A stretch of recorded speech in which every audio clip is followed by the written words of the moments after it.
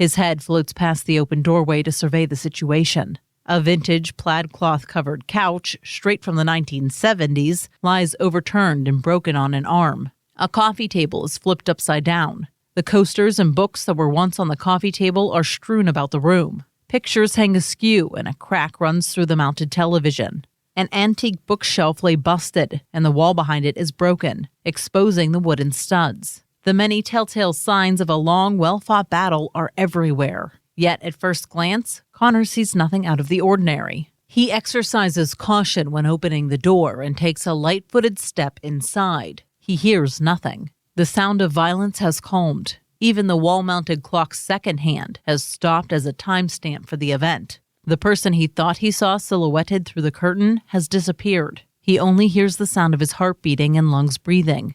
"Jack!" No response. "What the hell is going on?" He spins about in the clutter, trying to comprehend its entirety. "Jack?" Connor stops spinning and reaches into his pocket for his phone.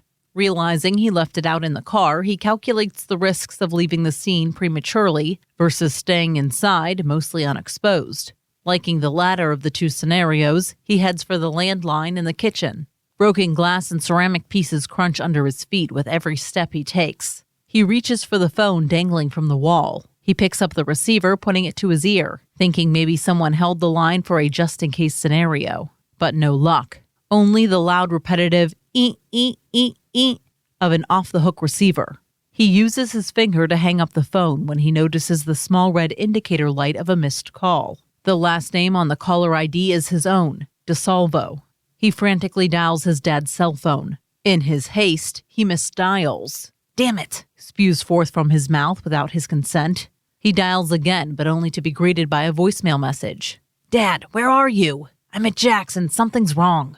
Like they've been robbed or something. I can't find Jack. And his house is a mess.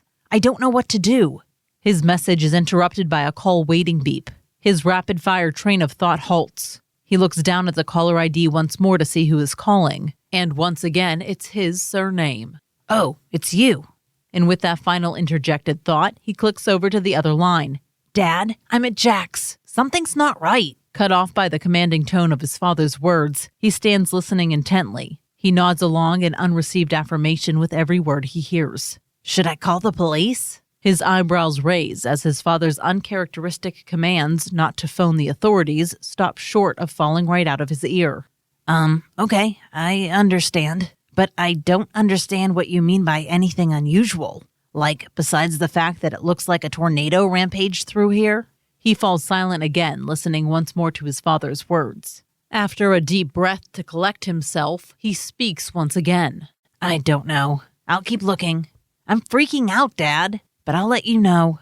With that, he hangs up the phone and backs up against the wall. His eyes scan the room as his head methodically rotates left to right like a robot on watch. After taking a moment to calming down his built-up hysteria, he tiptoes back into the living room, further crunching the glass underfoot. He starts picking up what he can to put back in place. Connor hefts the overturned and busted-up couch back upright. He sets back a small overturned rocking chair back into rocking position. He looks around, unsure of how he will make sense of any of this, and manage to find anything unusual when everything about this situation is unusual. He starts to move the bookshelf back into place when he notices a small plain shelf behind the drywall, mounted between two studs. Two small, dust-free rings indicate someone took something. He examines further, unsure of what he's looking for. Seeing nothing else, he finishes resting the bookshelf in its rightful place. He continues cleaning up the mess by turning the coffee table back over and placing the scattered books and coasters back on top.